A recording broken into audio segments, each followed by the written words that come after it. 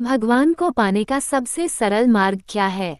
पढ़िए ये रोचक कहानी। हमें अपने अंदर बैठे ईश्वरीय अंश की काम, क्रोध, लोभ, मोह और अहंकार रूपी भेड़ियों से रक्षा करनी चाहिए।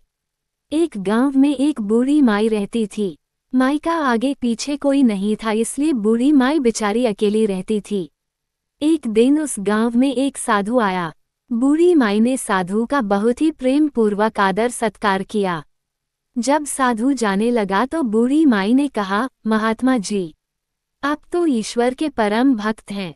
कृपा करके मुझे ऐसा आशीर्वाद दीजिए जिससे मेरा अकेलापन दूर हो जाए। अकेले रह रह करके उब चुकी हूँ। उद्धरण चिन्ह। साधु ने मुस्कुराते हुए अपनी झोली में से बाल गोपाल की एक मूर्ति निकाली और बुढ़िया को देते हुए कहा, माए ये लो आपका बालक है, इसका अपने बच्चे की तरह प्रेम पूर्वक लालन पालन करती रहना। बुढ़िया माई बड़े लाड प्यार से ठाकुर जी का लालन पालन करने लगी। एक दिन गांव के कुछ शरारती बच्चों ने देखा कि माई मूर्ति को अपने बच्चे की तरह लाड कर रही है। नटखट बच्चों को माई से हंसी मजाक करने की सूझी। उन्होंने माई से कहा, अरे मैया सुन, आज गांव में जंगल से एक भेड़िया घुस आया है जो छोटे बच्चों को उठाकर ले जाता है और मारकर खा जाता है। तू अपने लाल का ख्याल रखना, कहीं भेड़िया इसे उठाकर ना ले जाए।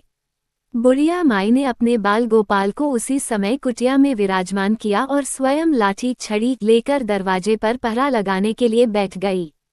अपने लाल को भेड़िए से बचाने के लिए बुढ़िया माई भूखी प्यासी दरवाजे पर पहरा देती रही। पहरा देते देते एक दिन बीता, फिर दूसरा, तीसरा, चौथा और पांचवा दिन बीत गया। बुढ़िया माई 5 दिन और 5 रात लगातार बगैर पल के झपकाए भेड़िए से अपने बाल गोपाल की रक्षा के लिए पहरा देती रही। उस भोली भाली मैया का ये भाव देखकर ठाकुर जी का हृदय प्रेम से भर गया। अब ठाकुर जी को मैया के प्रेम का प्रत्यक्ष रूप से आस्वादन करने की इच्छा हुई। भगवान बहुत ही सुंदर रूप धारण कर वस्त्राभूषणों से सुसज्जित होकर माई के पास आए। ठाकुर जी के पांव की आहट पाकर माई अड़ा गई कि कहीं दुष्ट भेड़िया तो नहीं आ गया मेरे लाल को उठाने। माई ने लाठी उठाए और भेड़िए को भगाने के लिए उठ खड़ी हुई। तब श्याम सुंदर ने कहा, मैया मैं हूँ, मैं तेरा वही बालक हूँ जिसकी तुम रक्षा करती हो।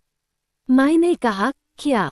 चल हट, तेरे जैसे बहुत देखे हैं, तेरे जैसे सैकड़ों अपने लाल पर न्योछावर कर दूं, अब ऐसे मत कहियो। चल भाग जा यहाँ से। ठाकुर जी मैया के इस भाव और एकनिष्ठता को देखकर बहुत ज्यादा प्रसन्न हो गए। ठाकुर जी मैया से बोले, अरे मेरी भोली मैया, मैं त्रिलोकीनाथ भगवान हूँ, मुझसे जो चाहे वर मांग ले, मैं तेरी भक्ति से प्रसन्न हूँ। बुढ़िया माई ने कहा, अच्छा आप भगवान हो, मैं आपको 100 प्रणाम करती हूँ। कृपा कर मुझे यह वरदान दीजिए कि मेरे प्राण प्यारे लाल को भेड़िया न ले जाए। अब ठाकुर जी और ज्यादा प्रसन्न होते हुए बोले, तो चल मैया, मैं तेरे लाल को और तुझे अपने निज धाम लिए चलता हूँ। वहाँ भेड़िए का कोई भय नहीं है। इस तरह प्रभु बुढ़िया माई को अपने निज धाम ले गए। सीख। इस कहानी से शिक्षा मिलती है कि हमें अपने अंदर बैठे ईश्वरीय अंश की काम, क्रोध, लोभ, मोह और अहंकार रूपी भेड़ियों से रक्षा करनी चाहिए। जब हम पूरी तरह से तन्मय होकर अपनी पवित्रता और शांति की रक्षा करते हैं तो एक न एक दिन ईश्वर हमें दर्शन जरूर देते हैं। भगवान को पाने का सबसे सरल मार्ग है, भगवान को प्रेम करो निष्काम प्रेम, जैसे बुढ़िया माई ने किया।